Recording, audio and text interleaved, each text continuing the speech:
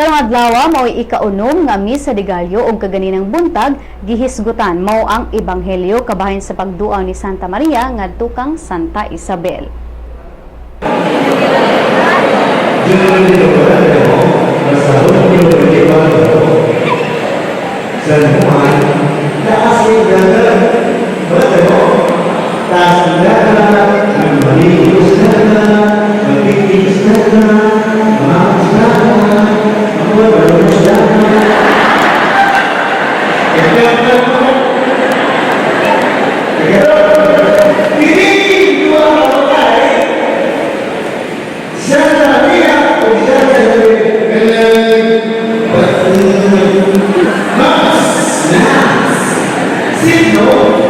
They were not only pregnant physically, but they were pregnant spiritually.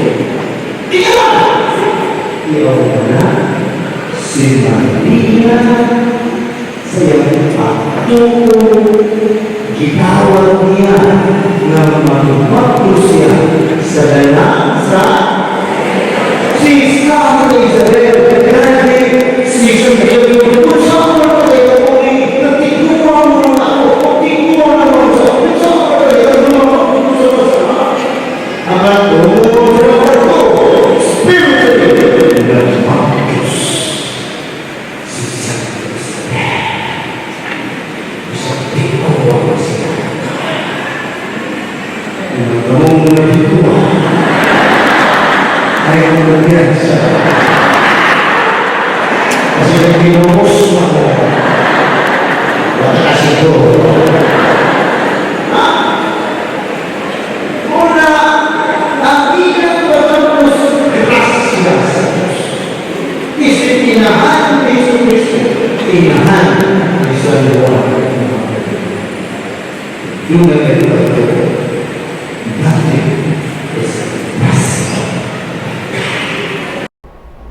Ang Misa de Gallo sa Cebu Metropolitan Cathedral makita live sa www.sunster.com.ph kada alas 4:30 sa buntag.